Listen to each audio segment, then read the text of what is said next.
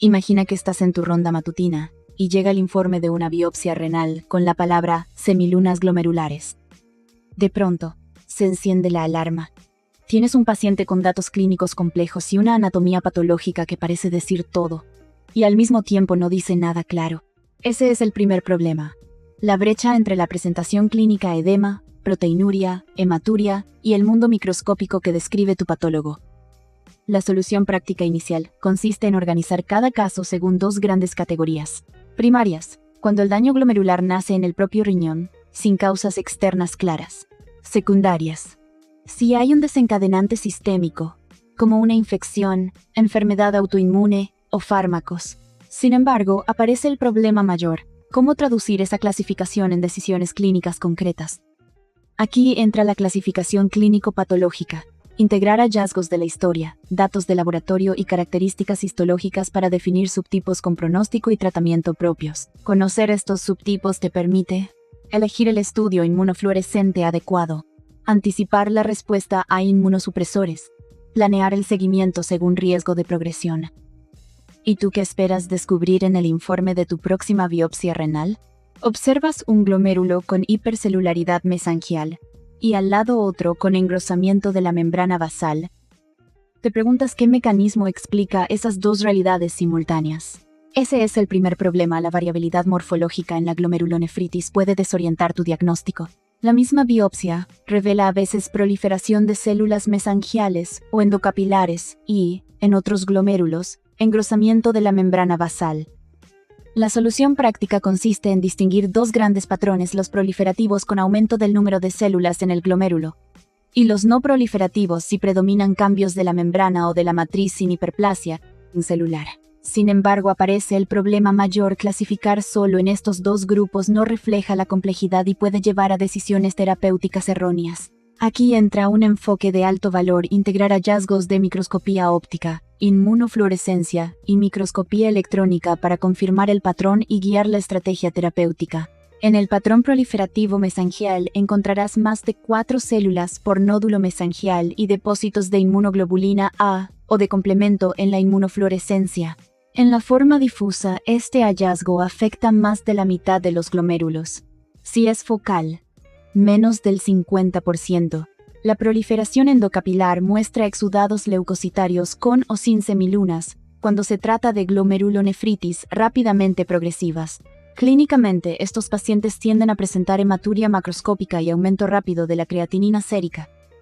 En el patrón no proliferativo destaca la glomerulonefritis membranosa con engrosamiento de la membrana basal por depósitos subepiteliales y sin hiperplasia celular. Habitualmente cursa con proteinuria selectiva y preservación inicial de la función renal. La enfermedad de cambios mínimos muestra alteraciones funcionales en los podocitos, sin cambios notorios en la luz glomerular, detectables solo con microscopía electrónica. Este examen confirmará la fusión de podocitos y descartará depósitos mesangiales. El problema mayor surge en los casos mixtos con características de ambos patrones. Ahí la solución de alto valor es aplicar un algoritmo paso a paso: primero definir el componente morfológico predominante con microscopía óptica, luego confirmar con inmunofluorescencia y finalmente con microscopía electrónica para precisar la localización de depósitos subendoteliales, subepiteliales o mesangiales. Además, la presencia de semilunas glomerulares sugiere un componente extracapilar de alto riesgo. Cuando lo detectes, planearás terapias más agresivas desde el inicio. Con estos datos ajustarás la intensidad de la inmunosupresión según la gravedad del daño glomerular y el riesgo de progresión. ¿Cuál patrón morfológico te orienta hacia una estrategia inmunosupresora más agresiva? Llegas a la consulta y encuentras un paciente con edema periorbital y sedimento urinario teñido de rojo oscuro. Al revisar los análisis, notas proteinuria de 3,5 gramos en 24 horas e hipocomplementemia. Ese es el primer problema. La presentación clínica puede sugerir glomerulonefritis nefrítica o nefrótica, pero no define el subtipo exacto. La solución práctica inicial consiste en integrar datos del laboratorio, niveles de complemento, anticuerpos antinucleares y factores de complemento. Por ejemplo, si el C3 está bajo, podrías pensar en una glomerulonefritis postinfecciosa o membranoproliferativa. Sin embargo, aparece el problema mayor: estos marcadores no siempre son específicos y pueden superponerse entre distintas glomerulonefritis. Aquí entra la correlación clínico-patológica de alto valor. Definir el síndrome según la presentación y las cifras de complemento antes de la biopsia. Un paciente con hematuria macroscópica y disminución de CT3 puede orientar a GN postinfecciosa aguda con depósitos subepiteliales en grano de café. En contraste, si la proteinuria es selectiva y la función renal se mantiene estable, pensarás primero en enfermedad de cambios mínimos o glomerulonefritis membranosa. Luego, tras obtener la biopsia, comparas esos hallazgos clínicos con los patrones histológicos y de inmunofluorescencia. Este enfoque reduce la incertidumbre y te permite elegir rápidamente las coloraciones e inmunomarcajes más adecuados, pero puede surgir discordancia. Un paciente con hipocomplementemia leve y hallazgos mesangiales discretos podría tener una enfermedad de Berger atípica. La solución de alto valor aquí es un protocolo de revisión multidisciplinaria. Nefrólogo y patólogo analizan juntos cada hallazgo. De esta manera, ajustas la estrategia terapéutica basándote en la severidad clínica, la localización de depósitos y la actividad inflamatoria. Si el componente extracapilar es significativo, planearás pulsos de corticoides antes de la terapia rutinaria. Este método optimiza la relación riesgo-beneficio y mejora la probabilidad de remisión completa. ¿Cómo combinarías los datos de laboratorio y la presentación clínica para afinar tu protocolo de inmunofluorescencia? ¿Has visto casos en los que, a pesar de iniciar tratamiento, la función renal sigue empeorando? Ese es el primer problema: elegir la intensidad de inmunosupresión correcta desde el inicio. La solución práctica inicial consiste en distinguir entre actividad inflamatoria y cronificación del daño.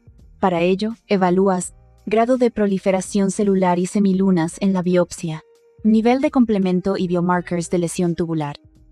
Sin embargo, aparece el problema mayor: balancear eficacia y seguridad. Una inmunosupresión agresiva puede inducir remisión, pero aumenta el riesgo de infecciones graves. Aquí entra un enfoque de alto valor: un protocolo escalonado. Actividad alta, semilunas extensas, proliferación difusa, pulsos de glucocorticoides intravenosos y ciclofosfamida. Actividad moderada, proliferación focal o mesangial con depósitos abundantes. Esquema oral de corticoides más micofenolato. Daño crónico predominante, esclerosis focal, semilunas antiguas, dosis bajas de corticoides y suspensión gradual de inmunosupresores.